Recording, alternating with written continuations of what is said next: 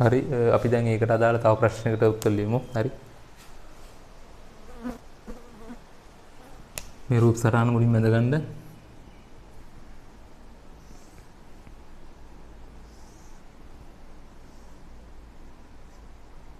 මෙතන මේ විදිහට ස්විච් එකක් තියෙනවා. මෙතන ප්‍රතිරෝධයක් තියෙනවා. හරි. කැපිටල් R කියලා. ඊට පස්සේ මෙතන තියෙනවා සන්නායක කම්බියක්. මේක නිදහසේ චලනය කරන්න පුළුවන්. මේක මේ අතට u කියලා ප්‍රවේගයකින් චලනය කරනවා. ඒ වගේම තමයි මේ සන්නායකයේ දිග කැපිටල් L. ඒ වගේම මේ තලයේ තුලට චුම්බක ශේෂ්ත්‍රයක් මේ විදිහට තලයේ තුලට තියෙනවා. විශාලත්වය b1. හරි. ඔන්න ඔය විදිහට ඕක තමයි රූප සටහන වෙන්නේ. මෙතන x සහ මෙතන y. හරි. ඕකට අදාළ ප්‍රශ්න ලියාගමු. ඉස්සලා මුලින්ම රූප සටහන ඇඳගන්න. ඊට පස්සේ ප්‍රශ්න ලියාගන්න. හරි. ලියන්න ප්‍රශ්නේ. රූපේ දැක්කෙන ඇටෝම තිරස්තලයේ පවතී. තිරස් විදිහට තියෙන. L දිගති xy සන්නායක කම්බිය u ඒකාකාර ප්‍රවේගයෙන් දකුණට චලිත වේ. ශ්‍රේෂ්ඨ චුම්බක ශ්‍රාව ඝනත්වයේ b වේ. සුවිචය විවෘතව ඇත. හරි. ඒකට අදාළ පළවෙනි ප්‍රශ්නේ වෙන්නේ xy හි දෙකලවර ප්‍රේරිත විද්‍යුත්ගාමක බලය කුමක්ද? දෙවැනි එක වෙන්නේ පද්ධතියේ එකම ප්‍රතිරෝධය කැපිටල් R නම් කේ සංවෘත කළ මොහොතේ පරිපතේ පවතින ධාරාව කුමක්ද? හරි. ඊළඟට තුන්වෙනි එක R ප්‍රතිරෝධය හරහා ශක්තිය උත්සර්ජනය වීමේ ශීඝ්‍රතාවය කුමක්ද? R ප්‍රතිරෝධය හරහා ශක්තිය උත්සර්ජනය වීමේ ශීඝ්‍රතාවය කුමක්ද? ඊට පස්සේ හතරවෙනි කොටස xy සන්නායකයේ චලිතයට විරුද්ධව බලයක් ක්‍රියාත්මක වේද? එසේනම් මෙම බලයේ අගය හා දිශාව කුමක්ද? ඊට පස්සේ පස්වෙනි එක xy u වේගයෙන්ම චලිත කිරීම පිණිස බාහිරෙන් සැපිය යුතු බලයේ විශාලත්වයේද දිශාවද හොයන්න. ඊට පස්සේ හයවෙනි එක එම බලය මගින් කාර්ය කිරීමේ ශීඝ්‍රතාවය කුමක්ද? එතකොට මේ රූප සටහන උපයෝගී කරගෙන ඔන්න ප්‍රශ්න වලට උත්තර ලියන්න උත්සාහ කරන්න. හරි. එතකොට මේකෙදි දැන් මේ චුම්බක බලය අපි කලින් ඉගෙන ගත්තේ සන්නායකයක් චුම්බක ශේෂ්ත්‍රය තුරු චලිත විද්‍යාවේ තියෙන බලය. එතකොට මේ බලයත් මෙතනදී යොදා ගන්න සිද්ධ වෙනවා. හරි. මුලින්ම උත්සාහ කරලා බලන්න.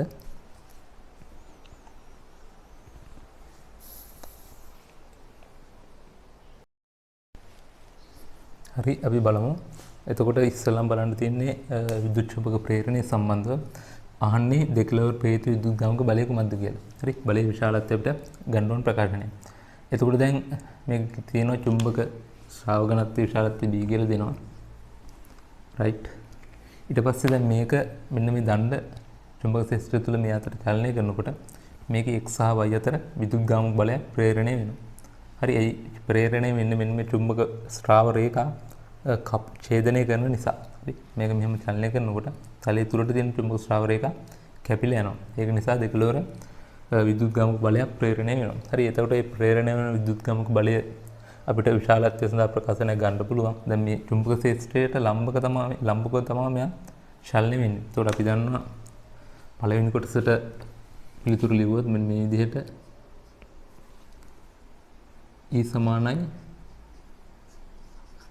BL u කියලා ගන්න පුළුවන්. ලම්බකව චලනය වෙන නිසා කෙලින්ම BL u කියලා ගන්න පුළුවන්. නැත්නම් BL u sin θ. හරි. එතකොට මෙතන sin θ කියලා දෙමු sin θ කියන්නේ 90 නේ. එතකොට 90 කියන්නේ sin 90 කියන්නේ 1යි. ඒක නිසා කෙලින්ම BLU කියලා එනවා. එතකොට මේ ප්‍රකාශනයට අනුව කෙලින්ම මෙයාගේ E සමානයි BLU. B කියන්නේ චුම්බක ශ්‍රාව ඝනත්වය, L කියන්නේ දණ්ඩේ දිග, U කියන්නේ මෙයාගේ ප්‍රවේගය. එතකොට පළවෙනි එකට උත්තරය එන්නේ ඔක. දෙවෙනි එක අහනවා මේ විදිහට මෙයා චලනය කරනකොට මෙන්න මේ පරිපථයේ ගන්න ධාරාව කුමක්ද කියලා මෙන්න මේ ස්විච් එක සම්නූත කරාට පස්සේ මෙන්න මෙහෙම ඒ කියන්නේ ඔන් කරාට පස්සේ එතකොට මේ පරිපථයේ මෙන්න මේ පරිපථයේ සම්නූත වෙනවා. එතකොට දෙකලවර ප්‍රේත විදුලි ගාමක බලය නිසා පරිපථය තුලින් ධාරාව ගමන් කරන පරිපථයේ තියෙන එකම ප්‍රතිරෝධය කැපිටල් L. පරිපථයට කර්චොෆ් නියම දැම්මොත් පරිපථයේ ප්‍රේත විදුලි ගාමක බලය E නේ. E සමානයි ගලන ධාරාව I වාරයක් ප්‍රතිරෝධය කැපිටල් R විතරයි තියෙන්නේ. රයිට්. එතකොට E කියලා කියන්නේ BLU සමානයි I වාරයක් R. එතකොට I සමානයි BLU බෙදීම කැපිටල් R කියලා ගන්න පුළුවන්. හරි. එතකොට I වලට විශාලත්වයට එන්නේ මෙන්න මෙයාගේ එතකොට තමයි I වලට දිශාව අපි හෙව්වොත් එහෙම මෙයාගේ චුම්බක ක්ෂේත්‍රයේ තියෙන තලය තුලට මෙයා චලනය වෙන්නේ මෙහෙට. එතකොට විද්‍යුත් ගාමක බලය තියෙන්නේ එහෙම නැත්නම් මෙන්න මේ ඉහළට. හරි. ප්‍රේත විද්‍යුත් ගාමක බලය තියෙන්නේ ඉහළට ස්ථිරස්ස. ඒ කියන්නේ ධාරාව ගමන් කරන්නේ ස්ථිරස්ස ඉහළට. මෙන්න මේ විදිහට. මෙහෙම ධාරාව ගිහිල්ලා එහෙම ගිහිල්ලා ප්‍රතිරෝධය තුලින් පහළට තමයි ගමන් කරන්නේ. ධාරාව විශාලත්වයට එන්නේ මේක. ඒකට දෙවෙනි එකත් හරි. තුන්වෙනි එකේ අහනවා තුන්වෙනි ප්‍රශ්නේ R ප්‍රතිරෝධ හරහා ශක්තිය උත්සර්ජනය වීමේ ශීඝ්‍රතාවය කොහොමද? අපි දන්නවා ධාරා විද්‍යුත්යේදී අපි ඉගෙන ගන්නවා ශක්තිය උත්සර්ජනය වීමේ ශීඝ්‍රතාවය එහෙම නැත්නම් ක්ෂමතාවය කියලා කියන්නේ E සමානයි I වර්ගයේ R සම්බන්ධතාවය ගන්න පුළුවන්. I කියන්නේ මෙන්න මේ ප්‍රකාශනේ ඒකේ වර්ගය R. ඒකේ වර්ගය කියන්නේ B වර්ගයේ L වර්ගයේ U වර්ගයේ බෙදීම R වර්ගය වැඩි කිරීම R. R සුළු වෙනවා. අවසානයේ එනවා P සමානයි B වර්ගය L වර්ගය U වර්ගය බෙදීම කැපිටල් R කියලා. මේක තමයි ශක්තිය උත්සර්ජනය වීමේ ශීඝ්‍රතාවය එහෙම නැත්නම් R ප්‍රතිරෝධයේ ක්ෂමතාවය. හරි. ඊට පස්සේ තමයි ටිකක් වැදගත්ම පොයින්ට් එක වෙන්නේ හතරවෙනි එක XY සන්නායකයේ චලිතයට විරුද්ධ බලයක් ක්‍රියාත්මක වෙනවද කියලා. ඒතර බලා ගන්න හොඳට. දැන් මෙතනදී අපි චලනය කරනවානේ. ඒතර අපි බලයක් දීලා තමයි මෙයාව චලනය කරන්නේ. ඒතර අපි දැන් කලින් කොටස් වලදී ඉගෙන ගත්තා මේ විදිහට චුම්බක ක්ෂේත්‍රය තුළ සන්නායකයක් ධාරාවක් රැගෙන යන සන්නායකයක් චලිත කරනකොට ඒ සන්නායකයට බලයක් ඇති වෙන චුම්බක බලයක්. ඒතර දැන් මෙයාගේ මුලින් ධාරාවක් අරන් ගියේ නැති වුණාට අපි චලනය කරනකොට විද්‍යුත් ගාමක බලය ප්‍රේරණය වෙලා ඊට පස්සේ මෙන්න මේ ඉහළ දිශාවට ධාරාවක් ගමන් කරනවා. සිරස්ස ඉහළට ධාරාවක් ගමන් කරනවා. y ඉඳලා x දක්වා. හරි. ධාරාවක් ගමන් කරනකොට දැන් මෙන්න මේ සන්නායකය අර අපි කලින් බලයේ සම්බන්ධ කොටසේදී ඉගෙන ගත්තා වගේ සන්නායකයක්. ඒ කියන්නේ ධාරාවක් රැගෙන යන සන්නායකයක් චුම්බක ක්ෂේත්‍රය තුළ චලනය වෙන අවස්ථාව තමයි මේදී. එතකොට ඒකට අදාළව අපි ඉගෙන ගත්තා කලින්ම සන්නායක මත බලය දෙන දිශාව අපිට වමත් නියම භාවිත කරලා ගන්න පුළුවන්. එතකොට තලයේ තුලට චුම්බක ක්ෂේත්‍රය තියෙන නිසා මැද දබර කිල්ල චුම්බක ක්ෂේත්‍රය දිශාවට යොමු කරනවා.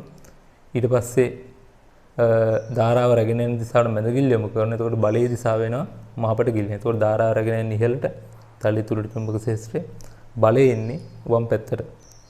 හරි. එතකොට මේ ධාරාව නිසා චුම්බක ක්ෂේත්‍රය මගින් වම් පැත්තට බලයක් ඇති වෙනවා. එතකොට මම ඒක F ඩෑෂ් කියලා ගන්නවා. නේ F කියලා ගන්නම්කො. හරි. F කියලා බලයක් ඇති වෙනවා. එතකොට මෙයා මේ අතර චලනය කරනකොට විද්‍යුත් ගාමක බලය ප්‍රේරණය වෙනවා. ඒක නිසා ධාරාවක් ගමන් කරනවා. මේ ධාරාවක් ගමන් කරන නිසා ඊට අපි චලනය කරන දිශාවට විරුද්ධ දිශාවට බලයක් ඇති වෙනවා. හරි. එතකොට මේ බලයේ සඳහා විශාලත්වය සඳහා ප්‍රකාශනයක් අපි ගන්නවා. මේක ලම්බකව චලනය වෙන නිසා x සමානයි BIL. හරි. ඒක මතකදීනේ x සමානයි BIL. කෝණයක් ආනතෝ චලිත වුණා නම් f සමාන BIL sin θ කියලා ගන්න. එතකොට මේක ලම්බක චලනය වෙන නිසා f සමාන BIL කියලා කෙලින්ම ගන්න ඕන. හරි. එතකොට ඕක තමයි හතරවෙනි එකට උත්තරේ එන්නේ.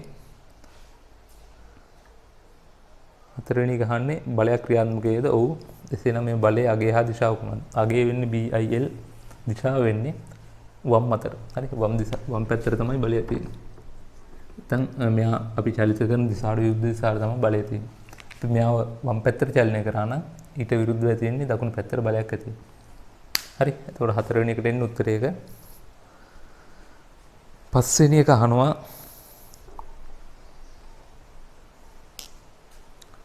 xy u වේගයෙන් චලිත කිරීම පිණිස බාහිරින් සැපිය යුතු බලයේ විශාලත්වය හා දිශාව. ඒතකොට u වේගයෙන්ම මෙයාව චලනය කරන්න නම් අපි දෙන්න ඕනේ බලයේ විශාලත්වය හා දිශාව වෙන්නේ. ඒ කියන්නේ u කියන ඒකාකාර වේගයෙන් චලනය කරන්න නම් සම්ප්‍රයුක්ත බලයක් තියෙන්න බෑනේ. මේ පැත්තට ඇති වෙන බලයට සමාන බලයක් අපි දෙන්න ඕනේ දකුණු පැත්තට. හරි. එතකොට අපි දකුණු පැත්තට දෙන්න ඕනේ f ට සමාන බලයක්. ඒ කියන්නේ BIL කියලා බලයක්ම තමයි අපි දකුණු පැත්තට දෙන්න ඕනේ. හරි. එතකොට සම්ප්‍රයුක්ත බලයක් නැහැ. යා ඒකාකාර ප්‍රවේගයෙන් චලිත වෙනවා. එතකොට BIL කියන එක අපි සුළු කරොත් එහෙම I වලට අපි ප්‍රකාශයක් ගත්තා BLU බෙදීම R කියලා. හරි. එතකොට F සමානයි I වලට එන ප්‍රකාශයක් B වැඩි කිරීම BLU බෙදීම R වැඩි කිරීම L. එතකොට B වර්ගය L වර්ගය U බෙදීම කැපිටල් R කියලා එනවා F. එතකොට මෙන්න මේ යගේකට සමාන බලයක් අපි දකුණු පැත්තට යන්න ඕනේ. එතකොට දකුණු පැත්තට දෙන බලය වම් පැත්තට දෙන බලයට සමාන වෙලා සම්ප්‍රයුක්ත බලය බිඳුව වෙලා u වේගයෙන් ඒකාකාර ප්‍රවේගයෙන් මෙයා චලනය කරන්න පුළුවන්. හරි. එතකොට හතරවෙනි එකට උත්තරේ ඉන්නේ ඒක. ඊට පස්සේ පස්වෙනි එකේ අහනවා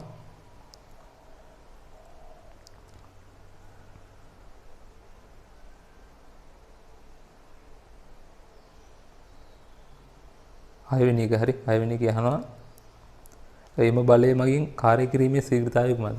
කාර්ය කිරීමේ ශීඝ්‍රතාවය හොයන්නේ බලය වැඩි කිරීම. කියන්නේ අපි දැන් මේ පැත්තට දෙනවනේ f' කියලා බලයක්. හරි. f' කියලා බලයක්. එතකොට මෙයා සිම්පල් t කාලයකදී x දුරක් ගමන් කරලා ගියා හිතන්න. සිම්පල් t කාලයකදී s දුරක් ගමන් කරනවා. එතකොට කාර්යය කියලා කියන්නේ කාර්ය කිරීමේ ශීඝ්‍රතාවය කියන්නේ ශ්‍රමතාවය කියලා ගත්තොත් බලය වැඩි කිරීම ගමන් කරු දුර බෙදීම කාලය. හරි. දුර බෙදීම කාලය කියන්නේ මෙයාගේ u ප්‍රවේගය. රයිට්. එතකොට බලය වැඩි කිරීම ප්‍රවේගය. බලය කියන්නේ f' නේ. එතකොට b වර්ගය l වර්ගයේ u බෙදීම r වැඩි කිරීම uමයි. එතකොට උත්තරේ එනවා b වර්ගයේ l වර්ගයේ u වර්ගයේ බෙදීම කැපිටල් R කියලා. හරි. ඕක තමයි උත්තරේ විදිහට එන්නේ. හරි. අපි ඊළඟට තව ප්‍රශ්නයක් බලමු. හරි. මේ ප්‍රශ්නේ ලියා ගන්න. වෘත්තාකාර සන්නායකයක හරස්කඩ වර්ගඵලයේ වර්ගමීටර් 0.2කි. වෘත්තාකාර සන්නායකයක හරස්කඩ වර්ගඵලය වර්ගමීටර් 0.2කි. එහි තලය චුම්බක ක්ෂේත්‍රයකට ලම්බකව තබා ඇත. එහි තලය චුම්බක ක්ෂේත්‍රයකට ලම්බකව තබා ඇත. දඟරයේ වට 200ක් පවතී නම් දඟරයේ වට 200ක් පවතී නම්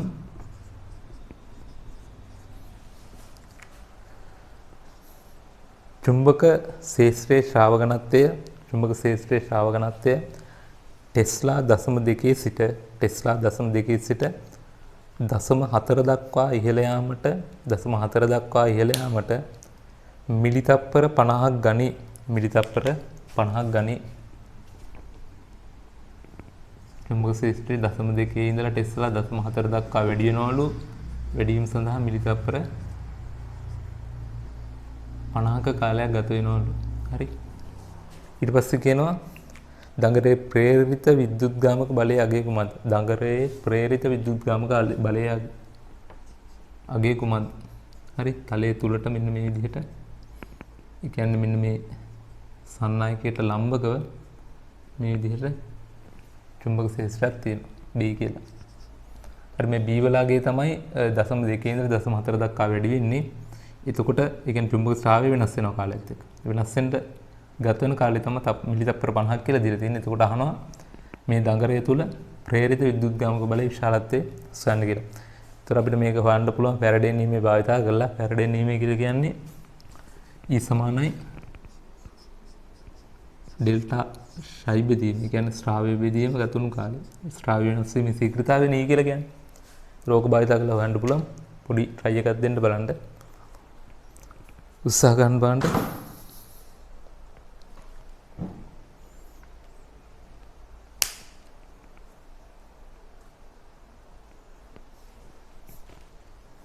හරි බලමු. එතකොට දැන් මේක ඉස්සලා අපි හොයාගන්න ඕන චුම්බක ස්‍රාව වෙනස් වීම. වෙනස් වීම හොයලා මෙන්න ගත වුණු කාලයෙන් බෙදපුවම අපිට කෙලින්ම ලැබෙනවා ප්‍රේරිත විද්‍යුත්ගාමක බලය. ඒක චුම්බක ස්‍රාවය හොයන්න ඕන අපිට දීලා තියෙන ස්‍රාව ඝනත්ව වෙනස් වීම 0.2 ඉඳලා 0.4 දක්වා. අපි දන්නවා චුම්බක ස්‍රාවය හොයන්න ශයි සමානයි ස්‍රාව ඝනත්වයේ B වැඩි කිරීම හරස්කර ක්ෂේත්‍රඵලය. ඔය වගේ සම්බන්ධතාවයක් අපි ගත්තා. එතකොට පළවෙනි ආරම්භක චුම්බක ස්‍රාවය අපි හෙව්වොත් එහෙම ආරම්භක අවස්ථාවේ ශයි 1 කියලා ගත්තොත් එහෙම ඒක කියන්නේ 0.2 වැඩි කිරීම. ඒ කියන්නේ චුම්බක ස්‍රාව ඝනත්වය වැඩි කිරීම හරස්කර ක්ෂේත්‍රඵලය 0.2යි. එතකොට 0.4යි ටෙස්ලා වර්ග මීටර්. හරි ටෙස්ලා වර්ග මීටර්. ඔන්න විදිහට තමයි පළවෙනි එකේ එන්නේ. හරි ඊට පස්සේ ශයි 2 සමානයි ශයි 2 සමානයි. ඒ කියන්නේ මෙන්න මේ අවස්ථාවේදී දෙවෙනි අවස්ථාවේදී ශ්‍රාවයේ 0.4 වැඩි කිරීම ඒත් හරස්කර ක්ෂේත්‍රඵලය 0.2යි සමානයි 0.08යි ටෙස්ලා වර්ග මීටර්. එහෙම නැත්නම් වේබ. හරි එහෙම නැත්නම් වේබ. එතකොට ආරම්භයක සහ අවසාන අවස්ථාවේ අපි චුම්බක ස්‍රාවයන් අගය හොයාගත්තා. දැන් අපිට කෙලින්ම මේකට ආදේශ කළ හොයන්න පුළුවන්. E සමානයි ශයි 2 ඍණ ශයි 1 කියන්නේ ස්‍රාව වෙනස බෙදීම ගතුණු කාලය ඩෙල්ටා t. ශයි 2 කියන්නේ 0.08යි අඩු කිරීම 0.04 බෙදීම ගතුණු කාලය මිලිතප්පර 50යි 50 වැඩි කිරීම 10 ඍණ 3යි. ඒ වගේම තමයි මෙන්න මේ අගේ වැඩි කරන්න ඕනේ පොටවල් සංඛ්‍යාව 200. හරි පොටවල් සංඛ්‍යාව 200 මතක ඇතුව වැඩි කරන්න ඕන. එතකොට අපිට උත්තරේ ගන්න පුළුවන්. ඒ කියන්නේ 0.04 එනවා මෙතන. වැඩි කිරීම 200 බෙදීම 50 වැඩි කිරීම 10 ඍණ 3. රයිට්. එතකොට ඔක සුළු කරන්න. ඔක සුළු කරාම එනවා වෝල්ට් 160යි කියලා. හරි. ප්‍රේරිත විද්‍යුත්ගාමක බලය වෝල්ට් 160යි කියලා මේ විදිහට ලබා මේ විදිහට ගන්න පුළුවන්. හරි. ඔය ටික ලියා ගන්න.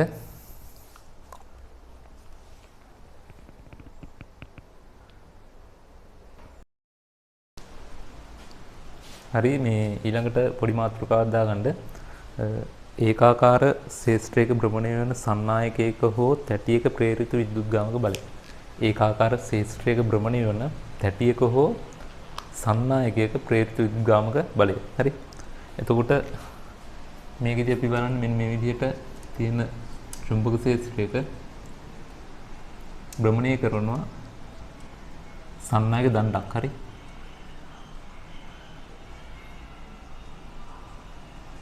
එතකොට ප්‍රේරණය වෙන විද්‍යුත්ගාමක බලය බලමු. දැන් මේ විදිහට සන්නායක දණ්ඩක් මෙන්න මේ මධ්‍ය ලක්ෂයෙන් අසව් කරලා තියෙනවා කියලා හිතන්න. හරි. ඊට පස්සේ මෙයා මේ විදිහට වෘත්තාකාරව භ්‍රමණය වෙනවා.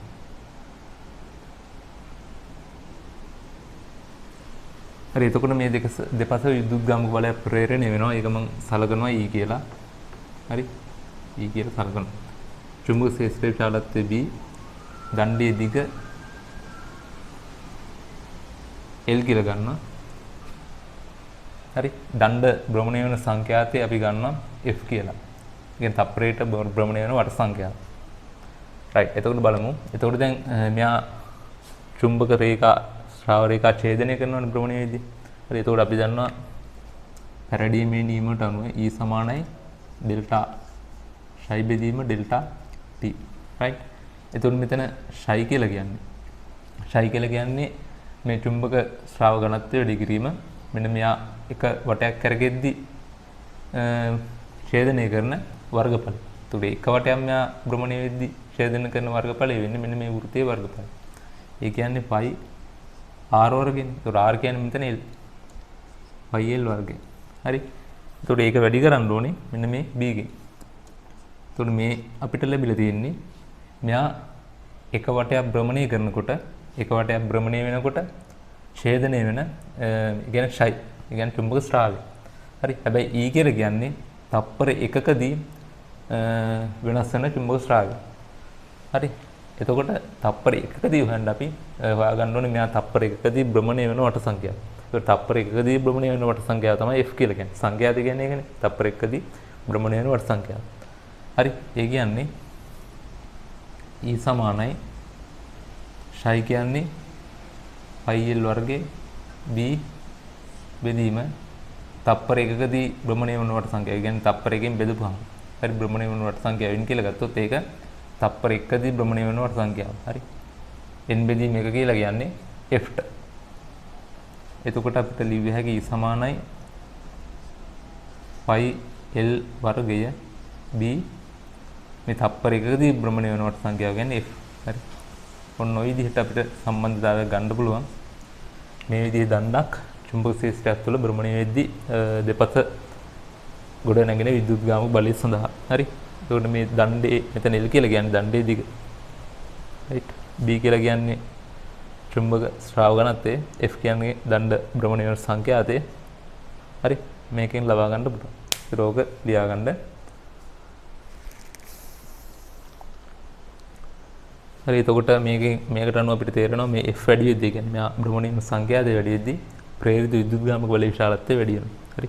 දණ්ඩේ දිග වැඩි වුණත් විශාලත්වය වැඩි වෙනවා. චුම්බක ස්‍රාව ඝනත්වයේ විශාලත්වය වැඩි වුණත් ඊවල විශාලත්වය වැඩි වෙනවා. රයිට්.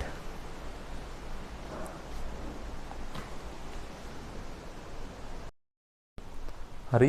එතකොට ඒකට අදාළව පොඩි ප්‍රශ්නයක් ලියාගන්න මෙහෙම. සෙන්ටිමීටර් 20ක් දිග සන්නායක දණ්ඩක් සෙන්ටිමීටර් 20ක් දිග සන්නායක දණ්ඩක් එක් කෙළවරකින් අසව් කර ඇති අතර මෙන්න මේ විදිහට එක් කෙළවරකින් අසව් කර ඇති අතර එම සන්නායක දණ්ඩ විශාලත්වය 8 ටෙස්ලා වන ඒකාකාර චුම්බක ක්ෂේත්‍රයක් තුළ ඊට ලම්බක දිශාවක් ඔස්සේ භ්‍රමණය වේ. හරි. ඊට ලම්බක දිශාවක් ඔස්සේ භ්‍රමණය වේ.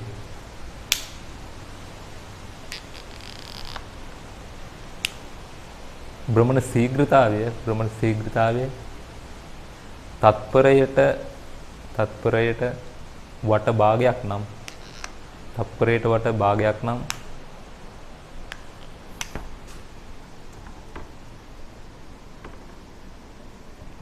හරි. තත්පරයට වට භාගයක් නම් සන්නායකයේ දෙකලවර ප්‍රේරිත විද්‍යුත්ගාමක බලයේ විශාලත්වය ගණනය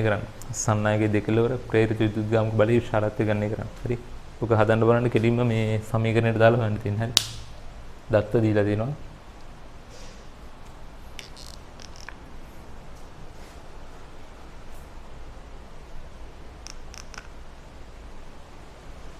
හරි. එතකොට අපිට කෙලින්ම දැම්ම හැකි මේ සමීකරණයටම E සමානයි π කියලා කියන්නේ 7/22යි.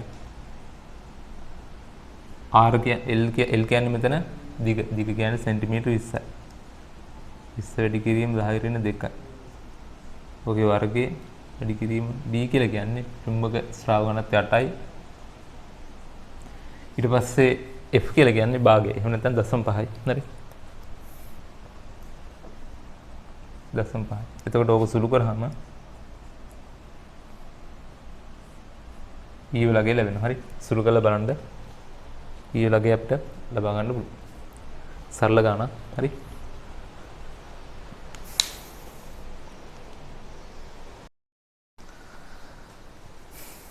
හරි. අපි ඊළඟට කතා කරන්න යන්නේ ප්‍රත්‍යාවර්ත වෝල්ටීයතාව සහ ප්‍රත්‍යාවර්ත ධාරා සම්බන්ධයෙන්. මොනවද මේ ප්‍රත්‍යාවර්ත වෝල්ටීයතාවය කියන්නේ? එහෙම නැත්නම් ප්‍රත්‍යාවර්ත ධාරාවක් කියලා කියන්නේ. සාමාන්‍යයෙන් කාලයත් එක්ක ධන ඍණ සීමාවේ විචලනය වෙන වෝල්ටීයතාවයකට එහෙම නැත්නම් ධාරාවකට අපි කියනවා ප්‍රත්‍යාවර්ත වෝල්ටීයතාවයක් එහෙම නැත්නම් ප්‍රත්‍යාවර්ත ධාරාවක් කියලා. එතකොට මේ විදිහට ප්‍රත්‍යාවර්ත වෝල්ටීයතාවයක් ඇති කරගන්න අපි භාවිතා කරනවා ඩයිනමෝවක් භාවිතා කරනවා. හරි. එතකොට ඩයිනමෝවක කොහොමද අපි ප්‍රත්‍යාවර්ත වෝල්ටීයතාවයක් නිෂ්පාදනය කරන්න කියලා මම පැහැදිලි කරන්නම්. හරි. එතකොට ඒක විද්‍යුත් චුම්බක ප්‍රේරණයෙන් ඩයිනමෝක විද්‍යුත්ගාමක බලයක් ප්‍රේරණය කරගන්නවා. මේ ප්‍රේරණය කරන විද්‍යුත්ගාමක බලය අපි ඉවතට ලබා ගන්නේ ප්‍රත්‍යාවර්ත වෝල්ටීයතාවයක් විදියට. ලැබෙන්නේ අපිට ප්‍රත්‍යාවර්ත වෝල්ටීයතාවයක් විදියට. අවශ්‍ය නම් සරල වෝල්ටීයතාවයක් විදියට ලබා ගන්නත් පුළුවන්.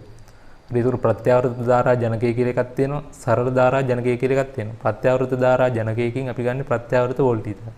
සරල ධාරා ජනකයකින් අපි ගන්න සරල ධාරා සරල වෝල්ටීයතාවය. හරි. ඒතකොට මේ ප්‍රත්‍යාවර්ත වෝල්ටීයතාවයක් සන්නායකය දෙකලවර දුන්නාට පස්සේ ඒ සන්නායක තුලින් ගලන්නේ ප්‍රත්‍යාවර්ත ධාරාව. සරල වෝල්ටීයතාවය දුන්නොත් ගලන්නේ සරල ධාරාව. හරි අපි බලමු මුලින්ම කොහොමද මේ විද්‍යුත් චුම්බක ප්‍රේරණ නියමයන් භාවිතා කරලා අපි ඩයිනමෝකින් කොහොමද ප්‍රත්‍යාවර්ත වෝල්ටීයතාවයක් අපිට ලැබෙන්නේ කියලා. හරි. ඒකෝරට ඩයිනමෝවක් කියලා කියන්නේ මේ විදිහට අර අපි චුම්බක බල ගැන කතා කරද්දී මෙන්න මේ විදිහට කම්බි රාමුවක් මත බල ඇති වෙන ආකාරය කතා කරේ. ඒක මෙතනදී අපි කරන්නේ බල නෙමෙයි. දැන් අපි තමයි භ්‍රමණය කරන්නේ. අපි මේ කම්බි රාමුව භ්‍රමණය කරන චුම්බක ක්ෂේත්‍රය තුල. හරි. මෙන්න මේ විදිහට කම්බි රාමුවක් භ්‍රමණය කරනවා. හරි. එතකොට චුම්බක ක්ෂේත්‍රය තියෙන්නේ මේ අතට ඒකාකාර චුම්බක ක්ෂේත්‍රයක් තියෙනවා. මේ චුම්බක උතුර මේක චුම්බක දකුණ.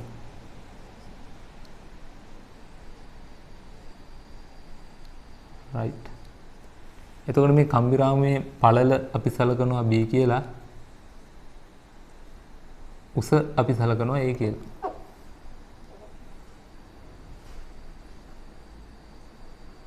මේ උස A කියලා සලකනවා. හරි.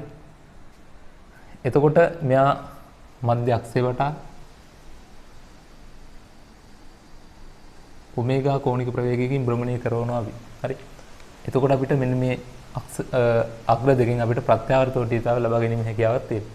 අපි බලමු මේක කොහොමද ලැබෙන්නේ කියලා. මේක ඔමේගා කෝණික ප්‍රවේගයකින් භ්‍රමණය කරනකොට මෙන්න මේක A B C D කියලා මම නම් කරනවා. එතන මේ A B කම්බි සහ C D කියන කම්බි දෙක මෙන්න මේ චුම්බක බල රේඛා ඡේදනය කරනවා. නැත්නම් කපනවා. හරි. ස්රාව රේඛා කපනවා. එතකොට AB සහ CD කියන කම්බි දෙක දෙපස විද්‍යුත්ගාමක බලයක් ප්‍රේරණය වෙනවා. එතකොට මෙන්න මේ BC සහ AD කියන කම්බි චුම්බක ස්රාව රේඛා ඡේදනය කරන්නේ නැහැ. මොකද ඒවා චුම්බක ස්රාව රේඛාවලට සමාන්තර නිසා. හරිද? එතකොට මේ කම්බි දෙක තමයි ඡේදනය කරන්නේ.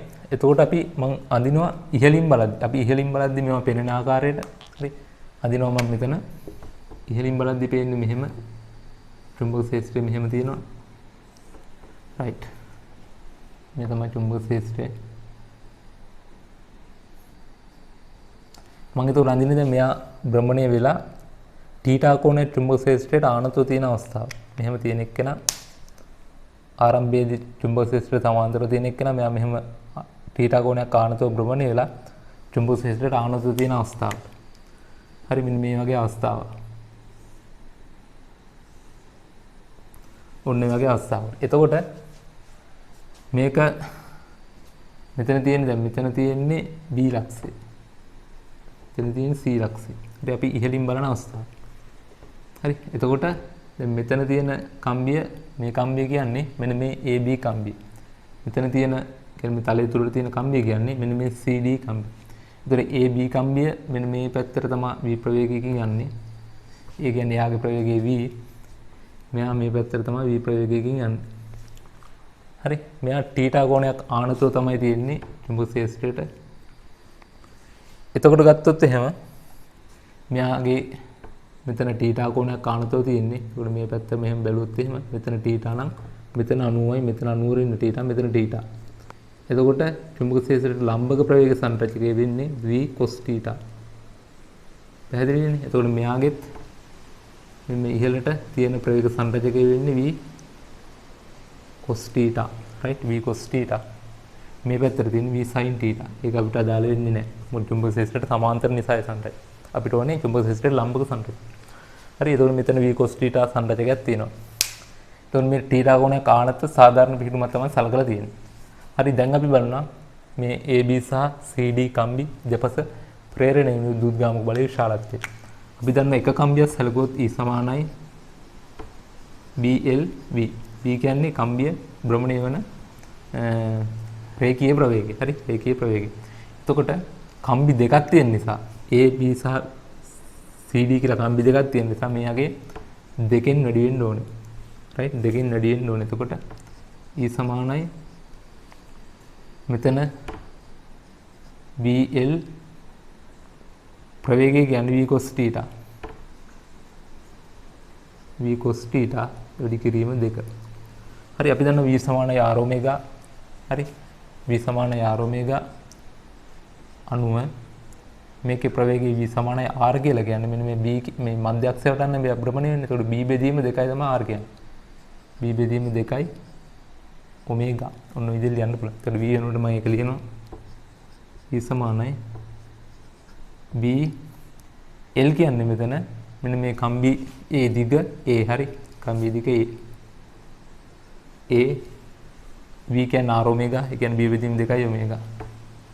b බෙදීම 2යි ඔමේගා cos θ වැඩි කිරීම 2. එතකොට මේ දෙකට දෙක සුළු වෙනවා. එතකොට එනවා b a b ඔමේගා cos θ කියලා අපිට ලැබෙනවා. එතකොට මේ simple a simple b කියන ගුණිතයෙන් ලැබෙන්නේ simple a simple b කියන ගුණිතයෙන් ලැබෙන්නේ මෙන්න මේ කම්බිරාමයේ වර්ගඵල. ඒක capital A කියලා මම සලකනවා.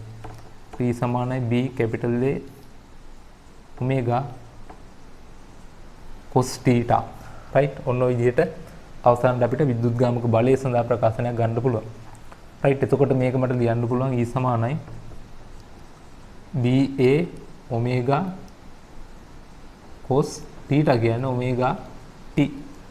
ඔමේගා t. එතකොට මේක මේ සමීකරණය අපිට මේ ප්‍රකාශනයෙන් අපිට මෙන්න මේ ලැබෙන විද්‍යුත්ගාමක බලය ප්‍රේරණය වෙන විද්‍යුත්ගාමක බලය අපිට පැහැදිලි මේක සරල අනුවර්තීයව විචලනය වෙන සරල අනුවර්තී චලිතයකට අදාළ ප්‍රකාශනයක්. හරි.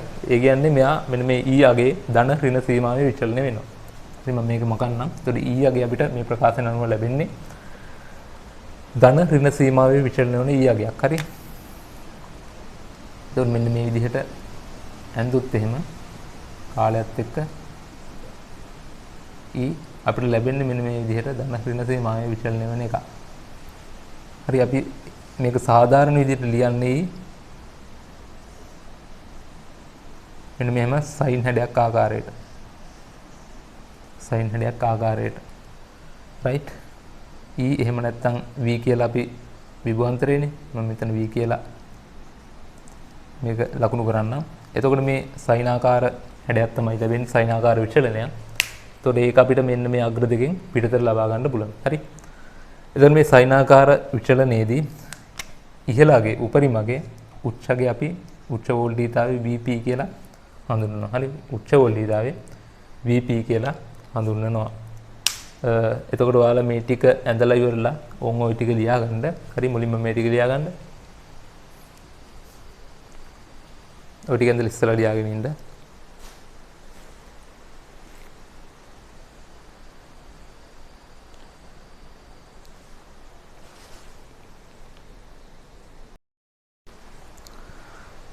හරි එතකොට මෙන්න මේ වෝල්ටීයතාවය විචලනය වෙන්නේ මේ ආකාරයට. එතකොට දැන් මේ වෝල්ටීයතාවයට අනුරූප විදිහට විද්‍යුත් ධාරාව විචලනය වෙන්නේ ප්‍රත්‍යාවර්ත ධාරාවක් විදිහට. මම විද්‍යුත් ධාරාව මෙතන ඇඳුත් එහෙම විද්‍යුත් ධාරාවත් විචලනය වෙන්නේ මෙන්න මේ විදිහට කාලයත් එක්ක ප්‍රත්‍යාවර්ත ආකාරයට ඔන්නෝම තමයි විචලනය වෙන්නේ. එතකොට මෙන්න මේ ප්‍රත්‍යාවර්ත වෝල්ටීයතාවය මෙන්න මේ විදිහට ධන ඍණ සීමාවේ විචලනය වෙන නිසා හරි ධන ඍණ සීමාවේ විචලනය වෙන නිසා ප්‍රායෝගිකව කටයුතු වලදී අපිට සාමාන්‍යයෙන් මෙන්න මේ ප්‍රත්‍යාවර්ත වෝල්ටීයතාවය අගයන් භාවිතා කිරීමේ අපහසුතාවයක් තියෙන මොකද සමහර අවස්ථාවලදී දැන් මේ පූර්ණ වක්‍රයක් අපි සැලකුවොත් එහෙම මෙන්න මේ ධන අගයේ ඍණ අගයට සමාන වෙලා සඵල අගයේ ශූන්‍ය වෙන්න පුළුවන්. හරි. ඒක නිසා අපි සාමාන්‍යයෙන් භාවිතා කරන්නේ වර්ග මධ්‍යන්නේ මූල අගයේ. හරි. වර්ග මධ්‍යන්නේ මූල අගයේ කියන්නේ සඵල අගය තමයි භාවිතා කරන්නේ. එතකොට හැම වෙලාවෙම අපි ප්‍රත්‍යාවර්ත වෝල්ටීයතාව ගැන කතා කරද්දී වර්ග මධ්‍යන්නේ මූල අගයක් තමයි කතා කරන්නේ. ඒ කියන්නේ Vrms කියන අගය තමයි කතා කරන්නේ. ඒ වගේම ප්‍රත්‍යාවර්ත ධාරා ගැන කතා කරද්දීත් අපි Irms අගය එහෙම නැත්නම් වර්ග මධ්‍යන්නේ මූල අගය තමයි භාවිතා කරන්නේ. හරි. එතකොට වර්ග මධ්‍යන්නේ මූල අගය සහ මෙන්න මේ කියන මෙන්න මේ උච්ච වෝල්ටීයතාවය. හරි. උච්ච වෝල්ටීයතාවය අතර සම්බන්ධතාවයක් අපි දැනගෙන ඉන්න ඕනේ. සම්බන්ධතාවය තමයි හරි Vp සමානයි මූල දෙකයි Vrms. හරි. ඔන්න ඔය සම්බන්ධතාවය ඔයාලා දැනගෙන ඉන්න ඕනේ. Vrms කියලා කියන්නේ වර්ග මධ්‍යන්නේ මූල අගය. Vp කියන්නේ උච්ච වෝල්ටීයතාවය. සමානයි මූල දෙක වැඩි කිරීම වර්ග මධ්‍යන්නේ මූල වෝල්ටීයතාවය. හරි. ඒ වගේම තමයි Ip. හරි. ඒ කියන්නේ මෙන්න මේ ප්‍රත්‍යාවර්ත ධාරාවේ උච්චගේ Ip කොහොම අපිට ලියව හැකි Ip සමානයි මූල දෙකයි Irms කියලා ලියන්න පුළුවන්. හරි. ඔන්න ඔය විදිහට ඔය සම්බන්ධතා දෙක ඔයාලා දැනගෙන ඉන්න ඕනේ. මොකද අපිට ගණන් වලදී අහනවා උක්ෂගේ. එතකොට අපි අපිට සාමාන්‍ය අපි හිතන්න මේ පරිණාමගල අපි භාවිතා කරන්නේ ප්‍රත්‍යාවර්ත වෝල්ටීතා සම්බන්ධ ගණනය කිරීමනේ. අපි ඊළඟට පරිණාම ගැන කතා කරනවා. එතකොට අපිට උත්තර විදිහට ලැබෙන්නේ මෙන්න මේ ප්‍රත්‍යාවර්තකයන්. හරි. ඒ කියන්නේ VRMS ගැන තමයි අපිට සාමාන්‍ය ලැබෙන්නේ. ඒක අපෙන් අහනවා ඒකේ උත්සාහයෙන් හොයන්න කියලා අහනවා. එතකොට මෙන්න මේ සම්බන්ධතාවය භාවිත කරලා අපි උත්සාහයෙන් හොයන්න ඕනේ. හරි. ඒතර ওই දෙකත් ඔයාලා ලියා ගන්න. මේ දෙක අනිවාර්යයෙන්ම මතක තියාගන්න ඕනේ. හරි. ඊට පස්සේ අපි බලමු. එතකොට දැන් මේ හරියටම බැලුවොත් මේ VP එහෙම නැත්නම් IP කියලා කියන්නේ කියන එක ගැන සම්බන්ධයෙන් අපි අර්ථ දැක්වීමක් ගත්තොත් එහෙනම් මෙන්න මේ වගේ එකක් ගන්න පුළුවන් අපිට. මම මේක මකන්නම්. VP කියලා කියන්නේ දැන් ප්‍රත්‍යාවර්ත වෝල්ටීයතාවයක් අපි මෙන්න මේ විදිහට ප්‍රතිරෝධයක් තුලින් ප්‍රතිරෝධයක් දෙපසට මෙන්න මේ විදිහට ප්‍රත්‍යාවර්ත වෝල්ටීයතාවයක් ඇති කරපුවාම මෙන්න මේ ප්‍රතිරෝධය තුලින් උත්සර්ජනය වෙනවනේ ක්ෂමතාවය. අන්නේ ක්ෂමතාවෙම ඇති වෙන විදිහට අපිට ඒ ප්‍රතිරෝධය දෙපසටම ඇති කළ යුතු සරල වෝල්ටීයතාවය තමයි අපි කියන්නේ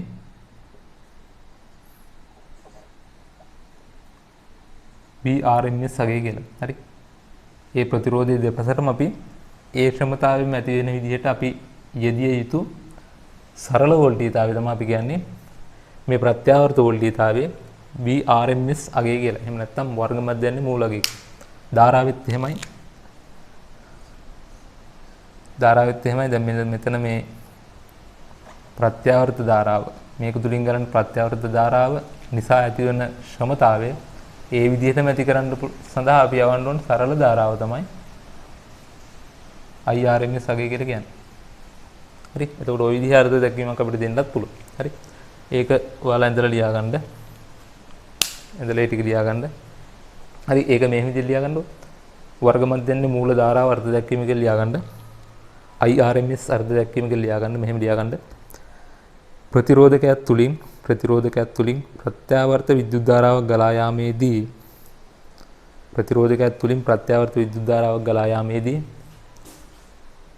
තාප ශක්තිය ජනනය වන ශීඝ්‍රතාවයෙන්ම තාප ශක්තිය ජනනය වීම සඳහා එම ප්‍රතිරෝධය තුලින් ගලා යා යුතු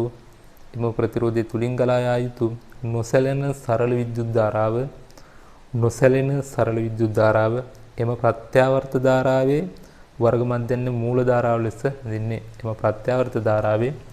වර්ග මධ්‍යන්නේ මූල ධාරාව ලෙස හැඳින්වේ. රයිට්. ඊට පස්සේ මේ දෙක ඇඳ ගන්න. හරි. ඔය දෙක ඇඳ ගන්න. එතකොට ප්‍රත්‍යාවර්ත වෝල්ටේජ් සම්බන්ධ කොටස් ටික හරි. ඔන්න ඔය කියන කරුණ තමයි අපි අත්‍යවශ්‍යයෙන්ම දැනගත යුතු කරුණු. හරි.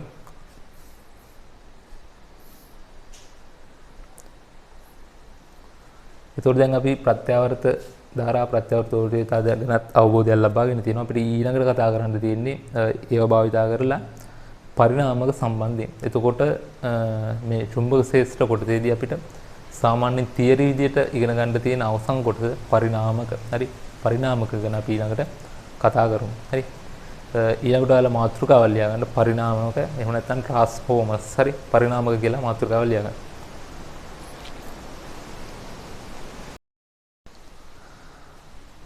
හරි.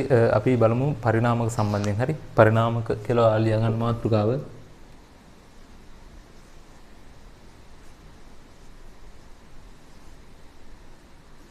පරිණාමක එහෙම නැත්නම් ට්‍රාන්ස්ෆෝමර්ස්. හරි.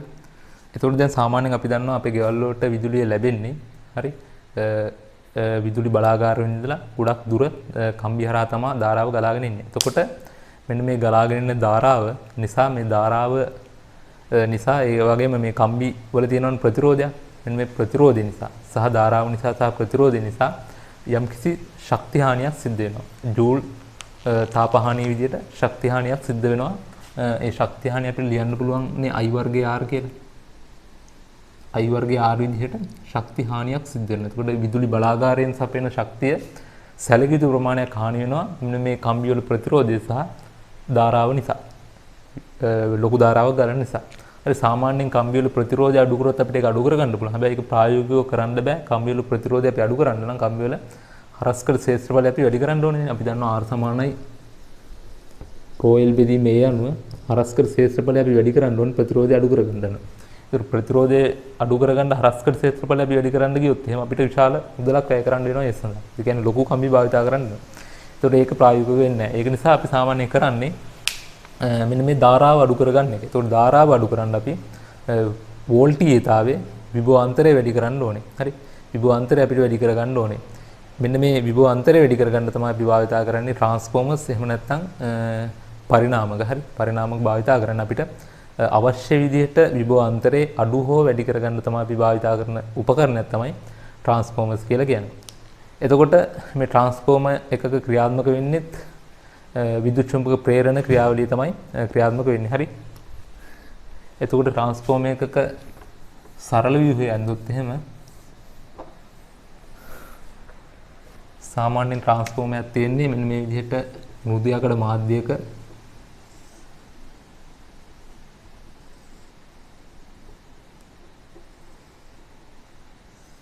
මෙන්න මේක මෘදු යකඩ මාධ්‍යයක්. මේ මෘදු යකඩ මාධ්‍ය මෙන්න මේ විදිහට කම්බි දඟර ඔතල තියෙන. හරි. කම්බි දඟර දෙකක් මෙන්න මේ විදිහට ඔතල තියෙන.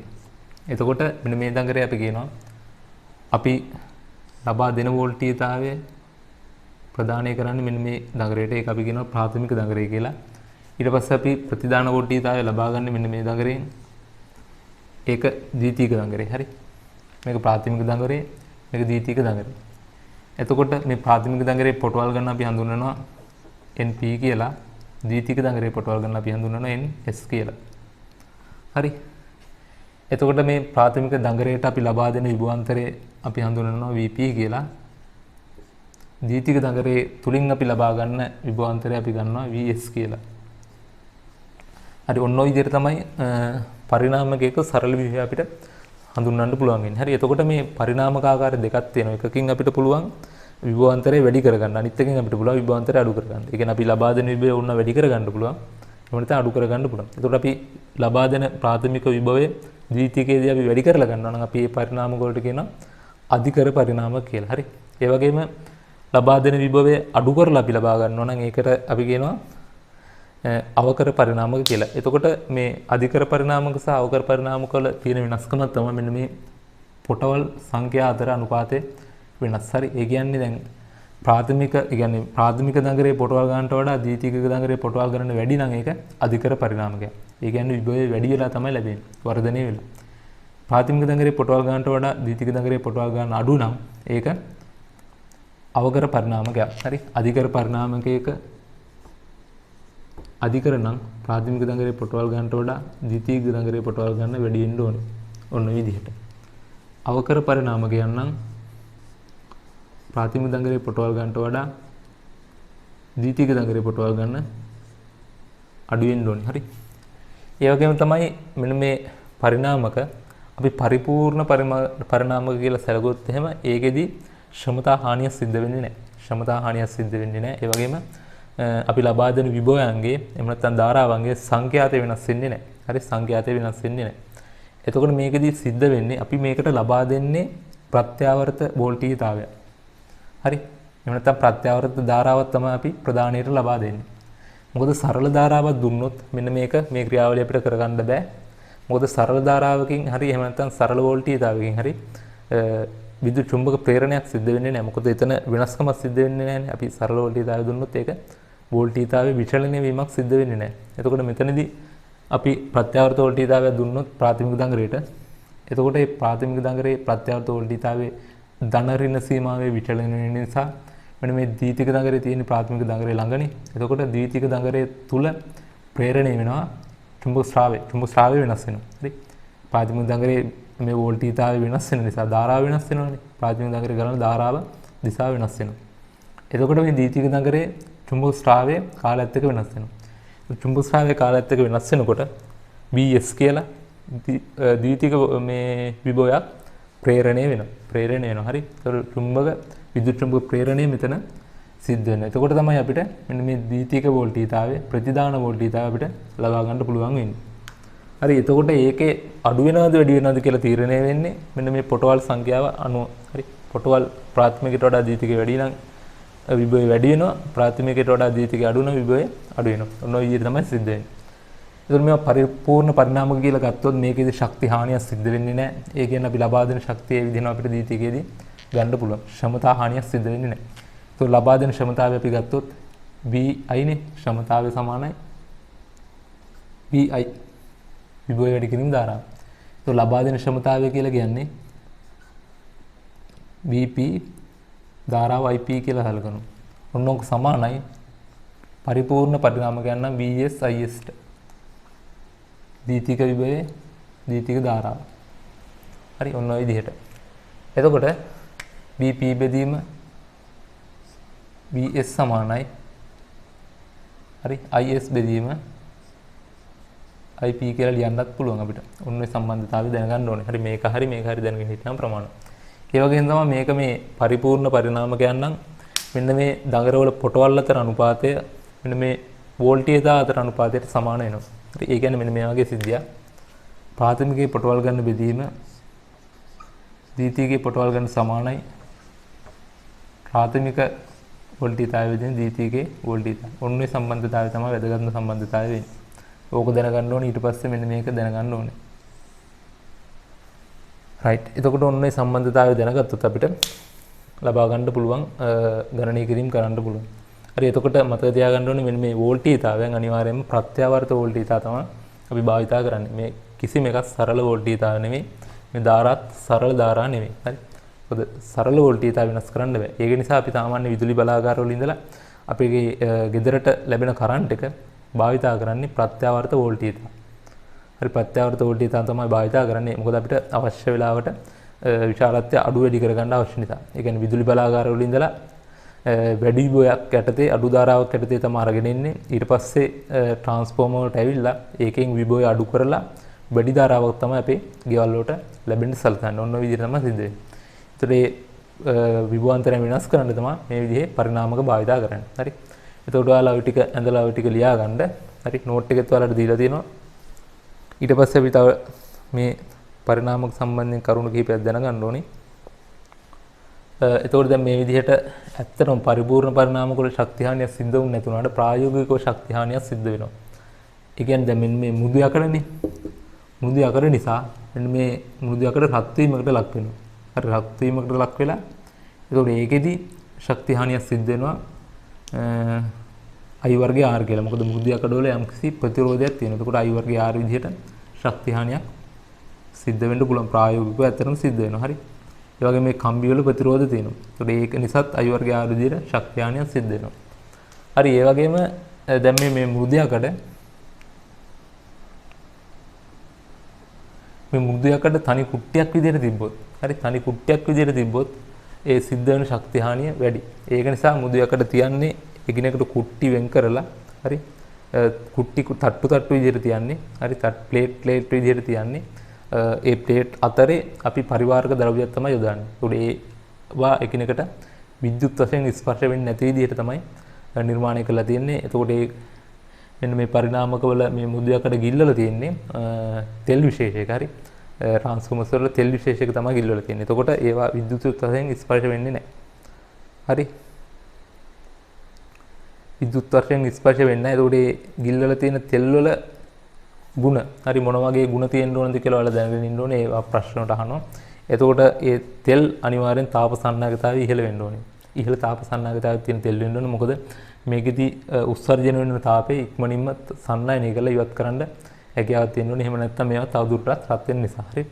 ඒ වගේම තමයි උච්ච තාපාංකයෙන් යුක්ත වෙන්න ඕනේ. හරි තාපාංකයේ උච්ච වෙන්න ඕනේ. එහෙම නැත්නම් ඒ තෙල් මේක දැන් උෂ්ණත්වයේ පොඩි ප්‍රමාණයක් වැඩි වුණත් තෙල් වාෂ්ප වෙලා යන්න පුළුවන්. ඒක නිසා තාපාංකයේ ඉහළ අගයක් වෙන්න ඕනේ. හරි ඔයාලගේ නෝට් එකේ ඒ ටික දීලා නැතුව ඇති ඔයාලා ඒ ටික ලියා ගන්න. හරි. ඒක මම ඔයාලට දෙන්නම් ලියා ගන්න. ඒ වගේම මේ දුෂ්ටාවිතාවය අධික වෙන්න ඕනේ තෙල් වල. හරි මේ පරිණාමක ගිල් වල තියෙන තෙල් වල දුෂ්ටාවිතාවය අධික වෙන්න ඕනේ. ඒ වගේම විද්‍යුත් පරිවාරක වෙන්න ඕන අනිවාර්යයෙන්. එහෙම නැත්නම් මේ මෘදු යකඩ ගිල් වල තිබ්බට වැඩක් වෙන්නේ නැහැ. ඒවා එකිනෙකට ස්පර්ශ වෙනවා විද්‍යුත් වශයෙන්. ඒක නිසා පරිවාරක වෙන්න ඕනේ. විද්‍යුත් පරිවාරක වෙන්න ඕනේ. හරි. ඊළඟ ඉහළ විශිෂ්ට තාපධාරිතාවයක් තියෙන්න ඕනේ. හරි. ඉහළ විශිෂ්ට තාපධාරිතාවයක් තියෙන්න ඕනේ. එතකොට නැත්තම් පොඩි තාපයක් පිට වුණත් එයාගේ උෂ්ණත්වය අධික විදිහට වැඩි වෙනවා. ඒක නිසා ඉහළ විශිෂ්ට තාපධාරිතාවයක් අනිවාර්යෙන් තියෙන්න ඕනේ. හරි. ඔන්න ඔය කියන ලක්ෂණ තියෙන්න ඕනේ ගිල්වල තියෙන තෙල් වල. හරි. එතකොට ඔන්න ඔය සිද්ධිය තමයි සිද්ධ වෙන්නේ. ඒ වගේම මෙන්න මේ මුද්‍යාකඩ වලින් තාපහානි වෙන්න තව සිද්ධියක් තමයි සුළි ධාරා ඇති වෙනවා. හරි. මොනවද මේ සුළි ධාරා කියන්නේ? සුළි ධාරා කියන්නේ මෙන්න මේ ප්‍රාථමික දඟරයේ ධාරාව වෙනස් වීම නිසා ප්‍රත්‍යාවර්ත ධාරාව වෙනස් වීම නිසා මෙන්න මේ මුද්‍යාකඩ මාධ්‍යයේ ඇති වෙන චුම්බක ස්‍රාවය වෙනස් වෙනවා. චුම්බක ස්‍රාවය වෙනස් වෙනවා කියන්නේ මෙන්න මේ මුද්‍යාකඩ මාධ්‍යයේ තියෙනවනේ ඉලෙක්ට්‍රෝන. මුද්‍යාකඩ මාධ්‍ය ඉලෙක්ට්‍රෝන තියෙනවා. ඒතකොට ඒ ඉලෙක්ට්‍රෝන වල චුම්බක ස්‍රාවය වෙනස් වීම නිසා ඉලෙක්ට්‍රෝන මත බලයක් ඇති වෙලා හරි. ඒතකොට ඒ ඉලෙක්ට්‍රෝන චලනය වෙන්න ගන්නවා. එතකොට සම්නූත පුඩු විදියට මෙන්න මේ විදියට ඉලෙක්ට්‍රෝන චලනය වෙනවා. ඒ කියන්නේ විද්‍යුත් ධාරා ඇති වෙනවා. සම්නූත පුඩු විදියට මේ විදියට විද්‍යුත් ධාරා ඇති වෙනවා. චුම්බක ස්‍රාවය වෙනස් වීම නිසා. එතකොට ඔන්නේ ඇති වෙන ධාරා තමයි අපි කියන්නේ සුළි ධාරා කියලා. හරි. එතකොට ඒ සුළි ධාරා නිසාත් මෙන්න මේ මුද්‍යාකඩ මාධ්‍ය රත් වීම සිද්ධ වෙනවා. ඒකෙමුත් තාප ශක්තියක් හානි වෙනවා. හරි. එතකොට එන්නේ දේවල් වළක්වා ගන්න තමයි මෙයාව පරිවාරක තෙල් මාධ්‍යක ගිල්වලා තියෙන්නේ. හරි. ප්‍රායෝගිකව ඒක ඒ විදිහට තමයි කරලා තියෙන්නේ. එතකොට මේ තෙල් වල ಗುಣ ගත්තොත් එහෙම තෙල් වල ඔයාලා මේ ಗುಣ ටික ලියා ගන්න. මෙහෙම ලියන්න. පරිණාමකවල සැලකිය යුතු තරම් තාප ශක්ති හානියක් ප්‍රායෝගිකව සිදුවේ. පරිණාමකවල ප්‍රායෝගිකව සැලකිය යුතු තරම් තාප ශක්ති හානියක් සිදුවේ. මෙම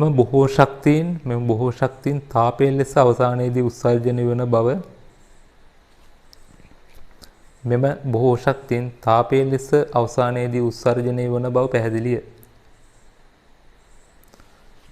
විශාල වෝල්ටීයතා සම්ප්‍රේෂණය කරන ප්‍රායෝගික පරිණාමකවල කම්බි දඟර තෙල් විශේෂයක් තුල ගිල්වා ඇත. පරිණාමකය ක්‍රියා කරන විට මෙම තෙල් විශේෂය තුල පරිණාම ක්‍රියාත්මක වන විට මෙම තෙල් විශේෂය තුල පද්ධතියක් අනුසාරයෙන් චක්‍රීය ලෙස පරිවහනය කරනු ලැබේ.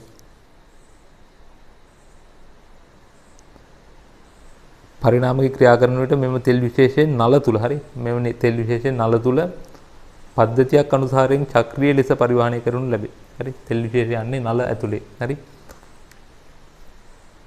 මෙම තෙල් වර්ගයට පහත විශේෂ ගුණ පවතී. ඒකට අර මම කියපු ගුණ ටික ලියා ගන්න. අනිවාර්යයෙන්ම තාප සන්නායකතාවය ඉහළ වෙන්න ඕනේ. තාප සන්නායකතාවය ඉහළ විය යුතුයි. උච්ච තාපාංකයකින් යුක්ත වීම, එහෙම නැත්නම් ඉහළ තාපාංකයකින් යුක්ත වීම, අධික දුෂ්ටාවිතාවයක් පැවතීම, විද්‍යුත් පරිවාරක වීම, ඉහළ විශිෂ්ට තාපධාරිතාවයක් පැවතීම. ඔන්න ඔය කියන ලක්ෂණ තියෙන්න ඕනේ. හරි. ඔය ලක්ෂණ පවතින්න ඕනේ. ඊට අමතරව තව අපි එකක් දැනගන්න ඕනේ මන්දායන හානිය කියලා. හරි. මන්දායන හානිය ලියා ගන්න පොඩි චූටි මාතෘකාවක් වගේ මන්දායන හානිය කියලා කොහොමද සිද්ධ වෙන්නේ කියලා. එතකොට මේ මන්දායන හානිය යටතේ පොඩි නෝට් එකක් තියෙන චූටි නෝට් එක ලියා ගන්න. හරි. මෘදු යකඩ මාධ්‍යෙහි සකස් වන චුම්බක ක්ෂේත්‍රයේ දිශාව මොහොතින් මොහොත ප්‍රත්‍යාවර්ත වීම නිසා ඝර්ෂණ බලයට අනුරූප බලයක් ස්ත්‍රාව විචලනයට පටහැනි ආකාරයට මෘදු යකඩ මාධ්‍ය තුල ඇතිවේ. ඒ කියන්නේ චුම්බක ස්‍රාවය වෙනස් වීම නිසා ඝර්ෂණ බලයට අනුරූප බලය මෙන්න මේ මෘදු යකඩ මාධ්‍ය තුල ඇති වෙනවා. හරි. එමගින් තාපය